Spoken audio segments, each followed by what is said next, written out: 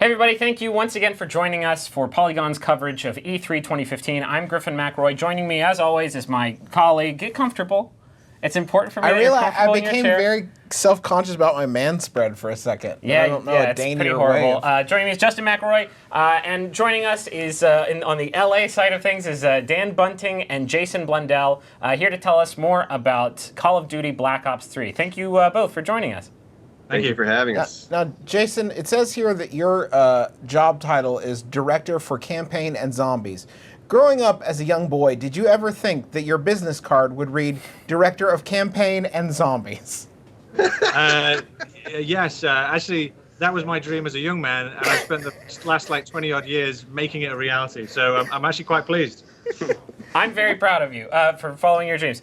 You guys made a big splash at the Sony press conference where Black Ops 3 debuted, and where they called PlayStation the home of Call of Duty. And obviously I want to know a lot more about Black Ops 3, but the first thing I wanted to ask you about was what does that relationship mean? Yeah, I mean, it's a bit of a hot news item today, I suppose.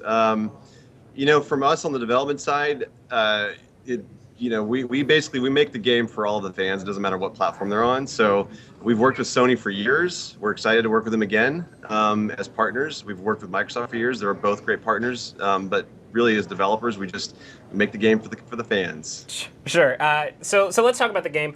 The biggest departure, based on what we've seen so far, is this co-op campaign. Is it hard to sort of make this new approach where it's more open-ended and you are giving players more choice than ever, while still maintaining what we expect out of a Call of Duty campaign as this sort of guided blockbuster roller coaster approach? Yeah, I mean, it's definitely a challenge, but it's a challenge that we've been looking forward to, right? It's something where you have to kind of tackle the problem holistically, right? You don't just kind of put co-op in. It's a series of, once you decide, okay, we want an online experience, we want a 4-player experience, there's a series of steps you have to go through. So as soon as you put multiple players in there, the next kind of decision was, okay, well, we now need a new AI system, an AI that can react to different players at different positions, right? So we wrote a brand new AI system, then gave it brand new animations, then created different archetypes, so now we have different kind of enemies on the battlefield. And as you start to do that, the next logical thing to do is then, okay, well, we need larger spaces for these co-op players to explore and move around. And so it's basically a series of decisions, and then it was like, okay, now we got to do customization because you want to feel identity, you want to feel kind of ownership over that kind of character. So from that first kind of concept of 4-player co-op connected, because now all our kind of components on Black Ops 3 are online experiences. It was a series of logical steps that took place, and each one opened kind of great new possibilities and really kind of gave extra layers of fun to the experience, right? We've been doing the Call of Duty campaign now for many years, and is a trusted friend of ours, and you really need to know the rules really well before you can work out how to break them, which ones to bend and which ones to break. And Black Ops 3 really has kind of, from my point of view, really kind of just leapt forwards in terms of it'll be familiar for people who are kind of long fans of the franchise and for Black Ops 1 and Black Ops 2, but I think also it kind of gives new possibilities and a new direction for storytelling and gameplay fun in the campaign. Dan, I wanted to ask you, how are you guys approaching customization with Black Ops 3, and how has the idea of a more co-op focused campaign sort of figured into how you're handling customization on your end of things? Well, I think, customization is a really big agenda for us for all of the games that we've made. And with this one, really, it's for campaign, at least, it's opened up a whole lot of new opportunities that they did not exist before. We've got the gunsmith, for example, of how you can customize the weapon with attachments. We have attachment cosmetic variants of each attachment. So each attachment that you put on the gun actually makes the gun look different. So it's a pretty cool system to kind of build your gun out the way you look and the way you want it to play. We also have the paint shop, which allows you to basically create whatever designs you want for the gun to look your own way. I don't know if you remember Emblem Editor from Black Ops 1 and Black Ops 2, but people did really crazy stuff with the Emblem Editor. I think we had 8 layers on Black Ops 1, and then or 16 layers, and we had 32 layers on Black Ops 2, and now we've got 64 layers per side of your gun that you can paint. So, it's just crazy. Even with 32 layers on Black Ops 2, people made these photorealistic kind of emblems that was, I don't know how they made them myself, because we never had the skills to make the kind of emblems that the guys from the community make. But doubling their limits on how many layers they get, we've added sort of a whole bunch of advanced functionality like gradients. We've added material textures, so you can basically make your emblem have metal properties, metallic properties. There's just so much stuff, carbon fiber. There's a whole bunch of different materials you can put on there. Is there anything more plant focused? Because I'd like my pot leaf to look a lot more realistic. Well, you know what? You can do a lot with 64 layers. So Perfect. That's just what I was over here. And go to town. Do what you want. Make it your gun. Is all of that customization, both the gun aesthetics and the more mechanical components, do those carry over between the multiplayer and campaign side of things? So the gunsmith actually is a global feature. We actually have it sitting at the top level of the game. So no matter what part of the mode you're in, you can play with gunsmith and build your weapons. But the actual progression systems are specific to each mode of play, because the rules of the game around campaign are very different from the rules of the game around multiplayer and the rules of the game around zombies. So while we have progression systems across all modes of play, they're still sort of isolated into their own kind of that sort of style of gameplay and the place that people spend their time. It's like the kind of lowest level that kind of connects us, all the kind of modes together, and then each one derives its own rules from there. So we can all benefit from our kind of group initiatives inside the whole project, and then split it off for our different rule sets. And you can have some of the cosmetic items you can unlock, you can carry over to other parts of the game as well. It's just that they're unlocked in a specific portion of the game. So there's a lot more kind of sharing of systems than we've ever done before between multiplayer, campaign, and zombies. And something that Jason touched on earlier, actually, with the social systems of the game, all of the social systems are shared across all modes of play. And we actually make it super easy for parties to join up and just go from one mode to the other, which in previous games, you couldn't even take a party from multiplayer to campaign because they were in different executables. And so now we've just unified all of that tech, and so people can just join up, play in a party, and go to campaign. They can go to zombies, they can go to multiplayer super easy and super fast. And that was a big deal, because we saw how people were playing. People would play MP for a bunch of time, then say, okay, I need to take a break here. Let me do some story, some campaign. Let's get together now and play some zombies. And so by kind of unifying all this stuff together, it's like this continual kind of cycle of moving between it, and then all the UI and all the other stuff are all very familiar, and this kind of universal language to kind of communicate, so that you're kind of easing people in. Maybe you play more MP, maybe you play more campaign. Well, that kind of knowledge and those kind of systems or visual communication kind of translate through to the different kind of parts of the game. Is your new approach for the campaign designed to sort of give that experience a longer tail? Because speaking personally, I usually finish the campaign and it's great. I like how sort of succinct and blockbustery it is.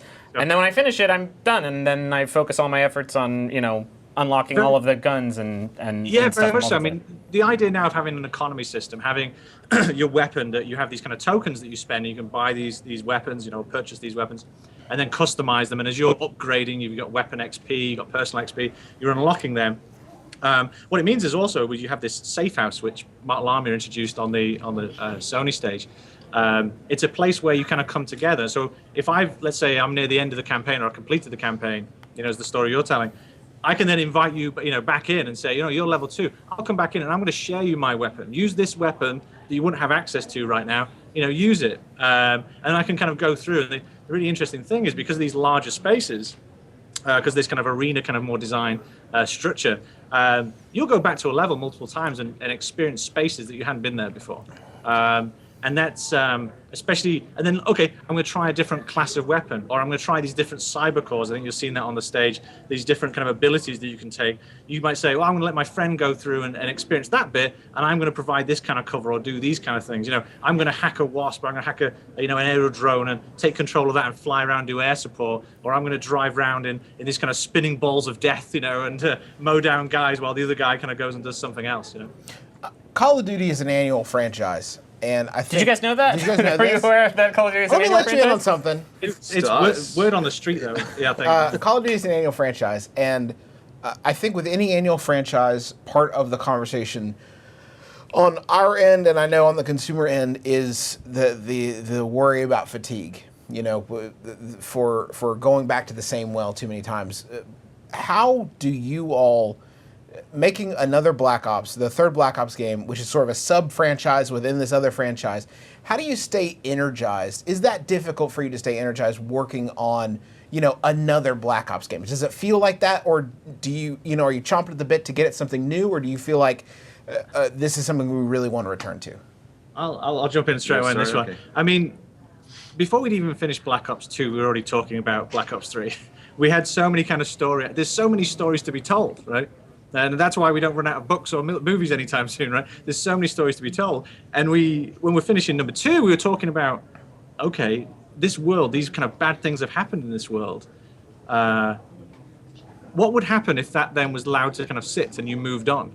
I remember hearing an interview, I think it was with Douglas Adams, and he'd said something like, I always wanted to see what would happen in a Monty Python sketch if it kept on going, and that's why I made Hitchhiker's Guide to the Galaxy, right? I think there's something about, like, we're coming to the end of 2, and we're like, this is fantastic. These things have happened in this world, and they're quite grim. What happens if that story kept on going? And technology that we see today, if that keeps on progressing at the leaps and bounds it's going, what challenge does that give mankind? What challenge does that give to the military and so forth? So from a purely narrative point of view, it's boundless and endless in my mind.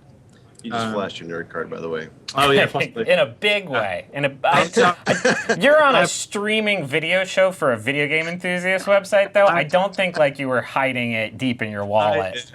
When I wore my suit and everything today as well. But Dan, does it feel that way? Like these games get closer and closer to like nailing it. You know what I mean? Like, do you ever feel like you need to change things to keep it fresh? Is it about keeping it fresh for you all and the players, or is like, do you constantly feel like you're moving towards better, or sometimes is it just different to kind of shake the pieces up and see where they end up?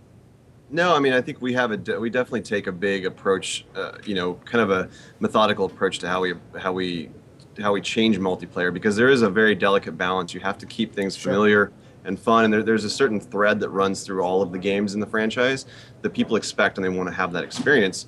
But then there's also tons of room to shape it and do new things around it. We're always trying to push innovation, and it's like, if you're not a certain level of uncomfortable during development, then you're not doing it right. So we have this sort of metric of how uncomfortable are we right now.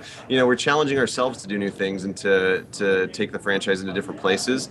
And there's a big part of it that is just, hey, stuff that we're excited about. And the stuff that we're excited about, we hope that our fans will like, because we are our own fans. We play our own game a lot, and we interact with the fans a lot. We know what they like, and we share a lot of the same sensibilities. So I think there is a certain amount of just pure taste. We want to do some new things, and these are things that are exciting to us, and we do them in a way that we think the fans will adopt and they will like. So, with this game, the movement system was really, that was a big overhaul for us with Black Ops 3 multiplayer. We started it from the get-go, and we really wanted to take the core fundamentals of what is special about Call of Duty gameplay and that sort of core combat loop, and push that further and do more of what people like. And the fluidity of it's a big component. We wanted to give players a feeling of power and command over the environment. We didn't want them to feel like they were blocked by mantles or things that stopped them in combat. We wanted to basically let them feel like if they wanted to move fluidly through the space, they can move fluidly through the space. And if they want to choose to stop and post up on cover, that's their choice. It's not the game forcing it on them. So there was a big component of that where it's just like taking what we do and doing it better. And that's where I think the movement system has really evolved from Black Ops 2 to Black Ops 3. So do you consider Black Ops 3 to be the last piece in a Black Ops trilogy? Is that how you consider it, or do you guys have even more ideas for after Black Ops 3 is done that you can pull the trigger on? Well, I think we have to have ideas, because otherwise we would get fired. But sure. But you can have ideas for like a different Call of Duty. It's in our contract, yeah. You must have ideas, good ideas. Yes. No, I think we always have new ideas. There's always stuff that we want to do. I mean, I'm sure we would jump at some crazy chance to do something. Part of the challenge is drawing the line about what things to include in, because there's so much stuff. You have a team that's kind of working on as they're going through. They're listing all this stuff out, and they're going, we could try this and this and this, and there's these ideas, and we kind of just have to put that in the backlog and say, this is as much as we can make. Even when you're going to go to a 3-year development, it's still like we could easily blow through that, and it's part of the challenge for both of us is to kind of keep it constrained and keep it focused. Let me hit you with this. You've done the past. It is. You've done Modern Warfare was the name of it. You've done Future Warfare. Go back even further, dinosaurs. Dinosaur Call of Duty. Well, I've heard there's not enough dinosaurs in Call of Duty from some of the fans Yeah, from yeah. time to time. I'm glad you guys are finally listening to my forum posts. Dan Bunting, Jason Blundell, thank you so much for stopping by to tell us a little bit more about Black Ops 3. And thank you very much for watching. We will have a lot more video content coverage of E3 throughout the week, so stay tuned. Thanks a lot.